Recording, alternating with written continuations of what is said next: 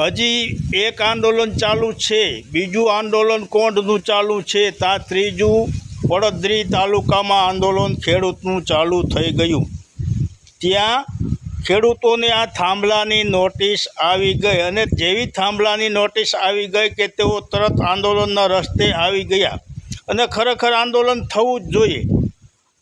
આ જ્યાં નોટિસ મળે તરત જ આંદોલન ચાલુ કરી દો તો જ આ સરકાર જાગશે, બાકી નકર જવાબ આપશે નહીં। માટે દરેક જે પણ ગામમાં થાંભલા આવે છે અને જ્યાં નથી આવતા તેઓ બધાએ પણ ભેગા મળીને સાથે આંદોલન કરવાની જરૂર છે, તો જ આ સરકારને ઊંઘ ઉડશે અને જાગશે। માટે દરેક ખેડૂતો આમાં જોડાઈ જાઓ। આ પડદરીના આંદોલનમાં પણ આજુબાજુના ખેડૂતો જોડાઈ જાઓ। જય માતાજી।